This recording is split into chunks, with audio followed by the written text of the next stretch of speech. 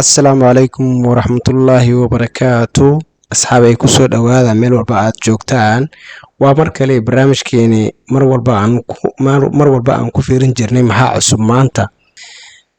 qodobkeena koowaad asxaabay wuxuu quseeyaa Bitcoin. Okay, run ahaantii dad ayaa jiro ku dhahayo Bitcoin ma iibsan kartid, way kaa tagtay. Run ahaantii hadda markii la dhahay way kaa tagtay Bitcoin ma iibsan kartid, muddo ayaa kasoo wareegatay ilaa haddana dad badan ayaa aaminsan in Bitcoin ay ka tagtay, aysan iibsan karin, ay ka doorbidaan maxaa la yiraahdaa koonanka kale.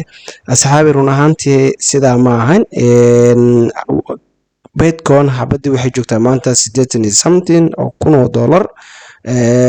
maanta haddii aan fiirino qiimaha ay joogto Bitcoin waxa weeyaan 88,103 euro saacan aan idin la hadlaya. Marka waxaa laga yaabaa qofka Soomaaliga inuu dhaho lacagtaas ma awoodid, haddii uu awoodin inuu dhaho lacagtaas risk ma gelin kartid. Okay, maxaa xalay marka? waxaa xalay qofka maxaa la yiraahdaa inuu iibsan karo wax la yiraahdo Satoshi. taas macnaheedu waxa waaye ugu yaraan halkii Satoshi wuxuu la mid yahay 0.00000001 Bitcoin uu la mid yahay. 10kii Satoshi wuxuu la mid yahay 0.00000010 ayuu la mid yahay. run ahaantii waad ka iibsan kartaa $20 bil waliba waxaad awoodid, isbuuc waliba waxaad awoodid. waxaana wanaagsan mar waliba inaad portfolio-haaga ay ka muuqato Bitcoin, maadaama ay tahay laf dhabarka suuqa cryptocurrency, lacagta ugu badan ay halkaas ku jirto, meesha loo socdana ay tahay Bitcoin. run ahaantii waxaa hadda kusoo badanaya dowladaha caalamka ku tartamaya, waxaa kaloo kusoo badanaya macaadiyada caalamka, waxaa kaloo kusoo badanaya shirkadaha caalamka.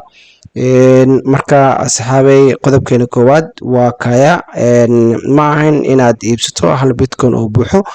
waxaad bilaabi kartaa adigoo iibsanaya qeybo yaryar oo ka mid ah Bitcoin sida 0.01 Bitcoin BTC ama xitaa ka yar. hadba wixii aad isleedahay waa ka sabri kartaa oo waa lose gareyn kartaa, waayo suuqan cryptocurrency mar waliba maxaa la yiraahdaa ii sheeg qatartiisa ayaa badan, laguma dheerado. waxaan rajaynayaa inaad sameysaan baaritaan idin qaasa, qof waliba baaritaankiisa inuu sameeyo. Okay, asxaabi aad ayaad u mahadsan tahay.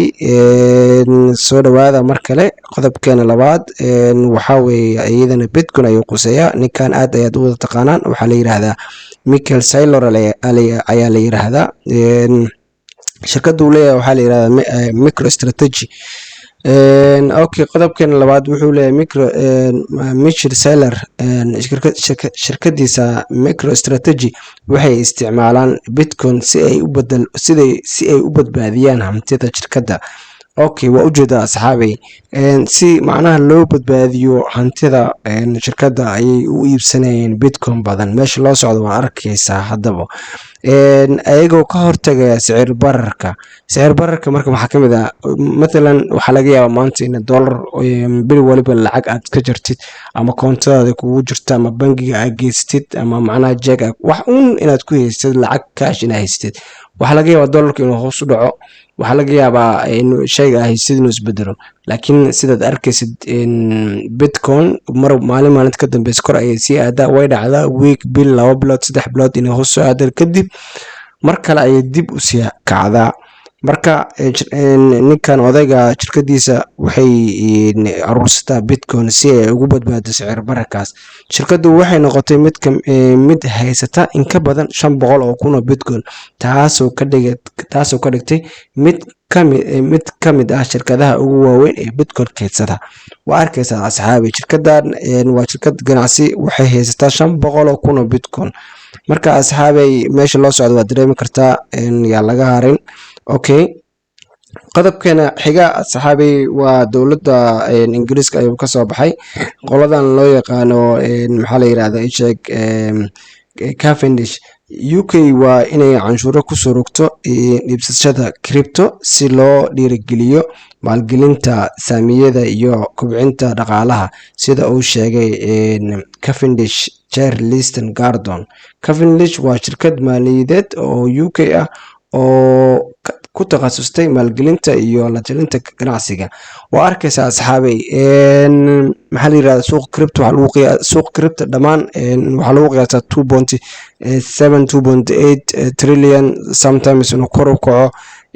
hadda ayaa walwalka bilaabanaya waxaa la leeyahay canshuuraha lagu soo kordhiyo si ay macnaha kor ugu kicin, waayo suuq saamiyada ayaa macnaha maxaa la yirahdaa isheeg hoos u dhac u imaanaya haddii suuqan kor u kaco. waayo suuqan suuq 24 saac furan laga ganacsado waaye.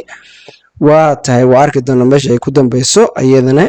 okay, qodobkan xiga asxaabay waxa weeye update isticmaalayaasha Bull Market waxay saadaalinayaan 87% fursad ah in sportka Solana ETF la ogolaan doono 2025.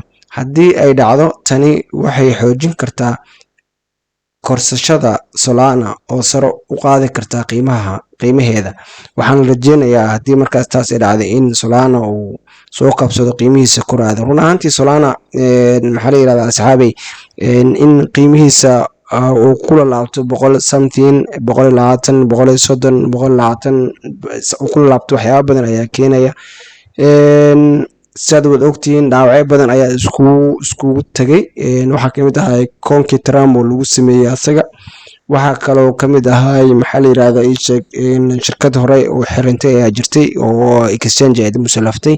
marka Solanayaal badan ayaa la haystay oo waagaas qiimihiisa uu joogo 8 euro. waxayna ballan qaaday dadkii Solanahaas lahaa iyo cryptada lahayn dib ugu celin doonto. okay, meeshaasna waxaa ka imaada Solana badan ayaa dib loogu soo celiyay. shirkadda Solana iyadana waxay suuq soo gelisay 1 Maarso tiro badan oo Solana ah ayay suuq soo gelisay. marka wixii oo dhan ayaa iskugu darsoomay. marka waxaan rajeynayaa inay dhawaan soo kor sameyn doonto. waxaan saadaalinayaa sida dad badan ay qabaan 600 400 300 la arki doono sidoo ku dambeyso.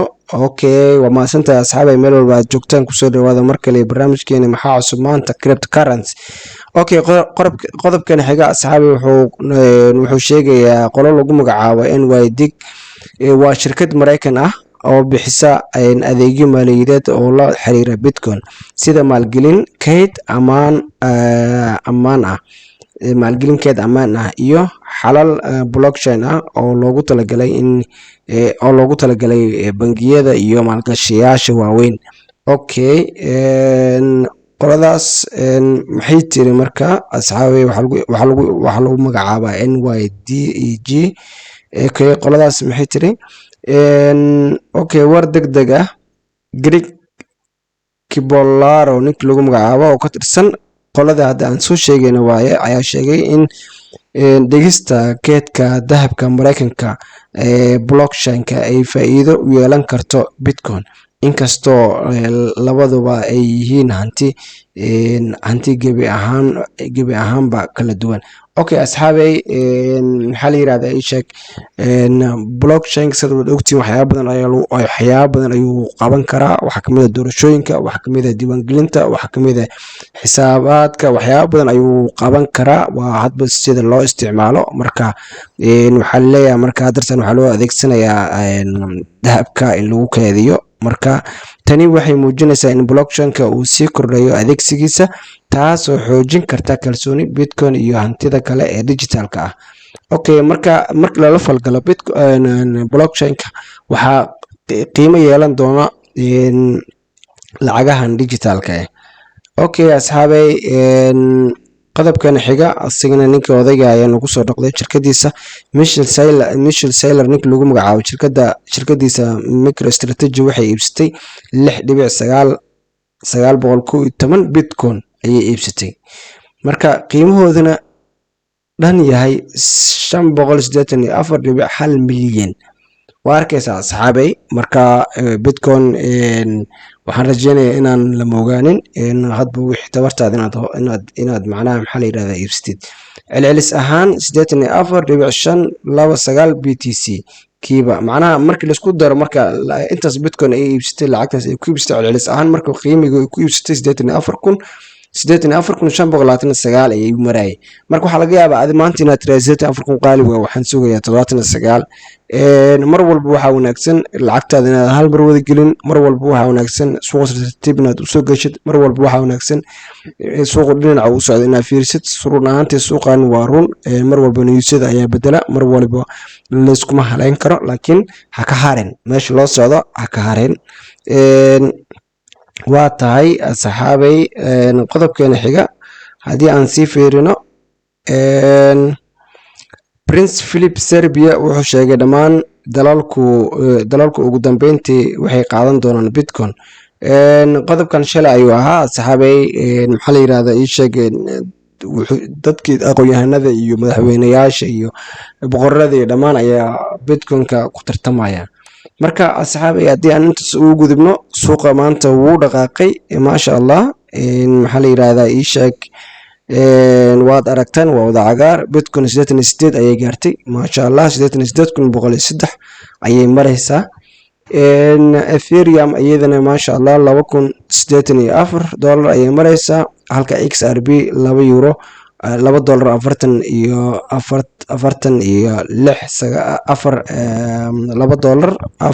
$2.469 uu marayo. Fast waa $2 halka waxaa ka marnayn iyadana sar u kac oo sameynayso BNB 629.6 ayuu marayaa, halka Solana maasha Allah maanta sar u kac aad u weyn uu sameeyay, uu gaaray 143.2. Dogecoin ayaa iyadana sar u kac sameysay maanta, halka ay gaartay 18 sent, halka maalmahan dhan uu dhiig baxayay. waa tahay waad arkaysaan koonanka dhammaan way wada dhaqaaqeen. waxaa kamid ah iyadana Avalanche oo $22.49 ay gaartay, halka Chainlink ay gaartay $15 waxaad arkaysa maalmahan inay fursado badan ay bixinayaan, ilaa haddana fursadaha way jiraan asxaabay, yaa lama ogaanin. halka Sui ay marayso $2.40. balka dod waa kana $4.70 ayuu marayaa asxaabi. New protocol wili $3 ma gaarin, laakiin wuu ku dhaweeyaa $2.90 ayuu marayaa. Aptos $5.80 ayuu marayaa. internet computer waxaan moodaa sar u kac inuu sameeyey $60 ayuu kusoo noqday beryahan dhan, hoos ayuu ugu dhacsanaa, laakiin hadda wuu soo noqday. waa tahay asxaabay, waxaad moodaa suuq maanta dhaqaaq fiican inuu sameeyey, cagaar inuu yahay maasha Allah. maxaa la yiraahdaa marka aan fiirino 1 day aad ayuu dhaqaaqay. marka aan fiirino 5 minutes waxaad moodaa xogaa dhaqaaq yar inuu istaagay. asxaabi waxaa la marayaa bishii 6aad ee sanadka, waxaad moodaa 4 marka loo qaybay qaybta koowaad inay dhamaanayso, hal week ay ka dhiman tahay. waa arki doonaa isbedelada iyo wixii iyo meelahay kala wixii ku dambeeyaan. okay, markaan haddii aan eegno asxaabay, dominant Bitcoin haddaan fiirino BTC dominant waxay maraysaa 60.7% maasha Allah, sar u kac ayuu sameeyey. okay, market capkana wuxuu marayaa 2.88 trillion maasha Allah. 2.7 ayuu ahaa, maantana waa arkaysaa 2.88 trillion ayuu marayaa maasha Allah.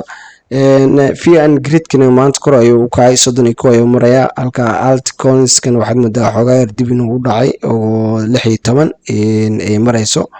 marka waxyaabihii maanta training-ka ahna waxaa kamid ah Chainlink oo asiga 4% kor u kacay. Mubarak hoos ayuu aaday. gool ayaa asagana 2.22 ayuu kor aaday. BNB asigana wuxuu aaday 1.1 ayuu kor aaday. waa kaya asxaabay, maxaa la yiraahdaa ii sheeg, Bitcoin qiimaheeda waa anaga kasoo hadalnay, hadartan kor ayay u socotaa. waad mahadsan tahay asxaabi, meel walba dunida ka joogtaan. waxaan idin rajeynaynaa waqti fiican, maalin wanaagsan. aad baad u mahadsantihiin. asalaamu calaykum waraxmatullaahi wabarakaatu.